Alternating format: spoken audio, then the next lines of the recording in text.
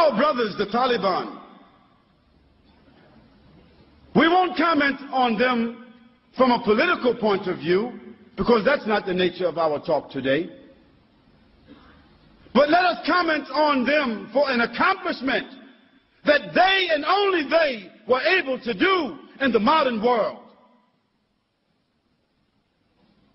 In the modern world, between America, Great Britain, China, Russia, Germany, France, Japan, Italy, between the major countries in the world, the drug trafficking is a business and an industry of over $78 billion a year. $78 billion a year. Can you imagine what kind of industry it is?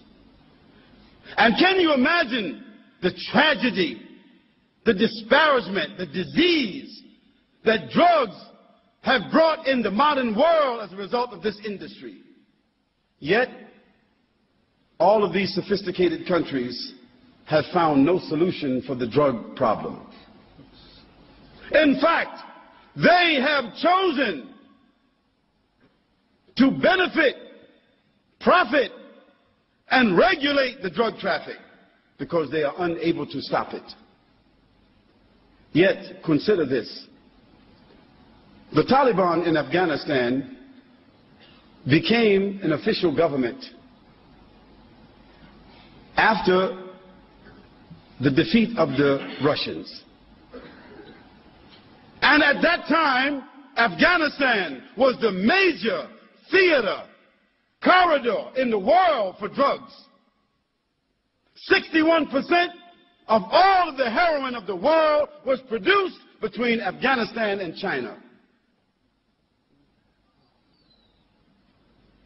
And the Russian gangsters, criminals, were the ones that controlled this industry.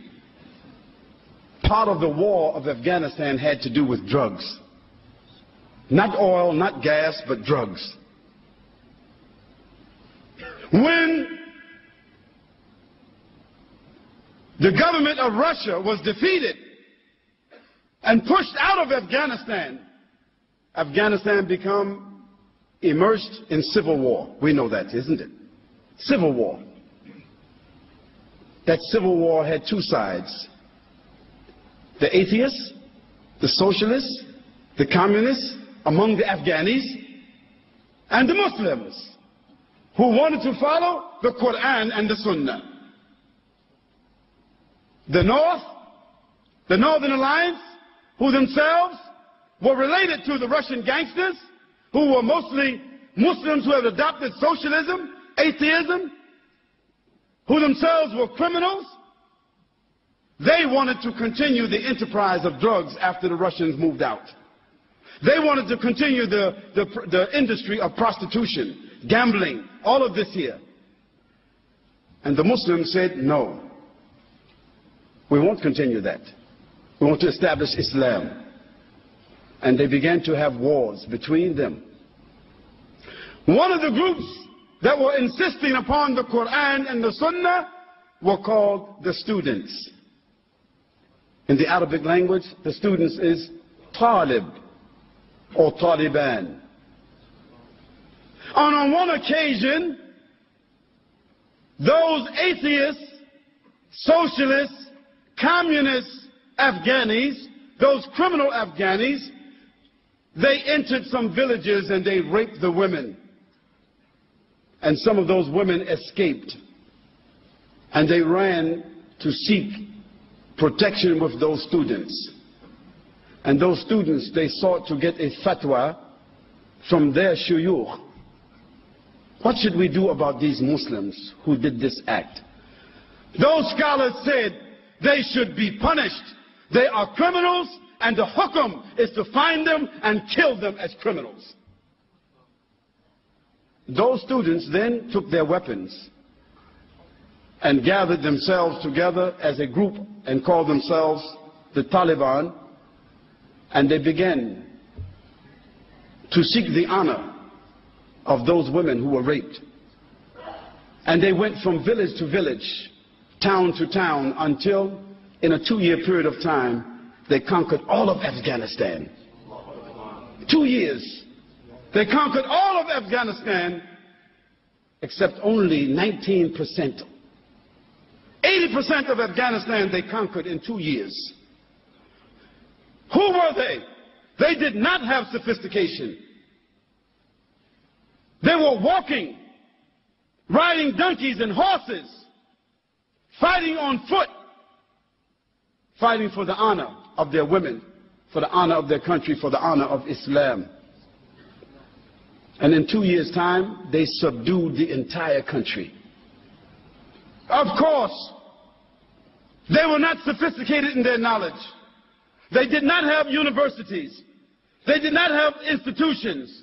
Even in most of Afghanistan, there was not a standing hospital. But they established what they called the Islamic Emirate of Afghanistan. The only standing Islamic Emirate in the world at that time. Yes, they were ragtag. They were not sophisticated. But they had honor and love for Allah subhanahu wa ta'ala inside their hearts. And we don't know, as Muslims, we don't know any connection with the Taliban to September the 11th. So let's be clear about that. We don't know, we don't have any evidence or any proof that they had any connection to that, except that they would not give up their brother, Osama bin Laden. We don't make any comments about what happened because we don't know. But we don't indict people without evidence. And we certainly don't indict a country because someone is living there whom someone else feels is indicted. But let me get back to the issue. Afghanistan came under the rule of the Taliban. And they were faced with a challenge. What are they going to do with the drug industry which they found in Afghanistan? The Taliban made a decision. From a point of honor, from a point of morality, a point of dignity and decency, from a point of Sharia, they could not support and allow drug trafficking to exist in Afghanistan. So what did they do? They began to punish those who held drugs, those who sold drugs, and they began to imprison those that used drugs. Then they gave an option to the farmers who were the growers of poppies in Afghanistan, the major crops for drugs, isn't it?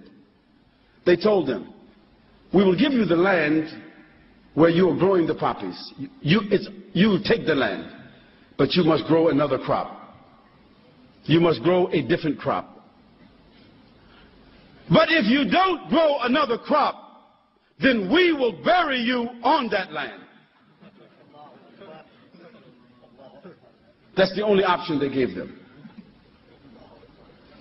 In a year and a half after the fatwa came about this issue, a year and a half, the drug trafficking and the growing of drugs and the manufacturing of drugs in Afghanistan was 3%.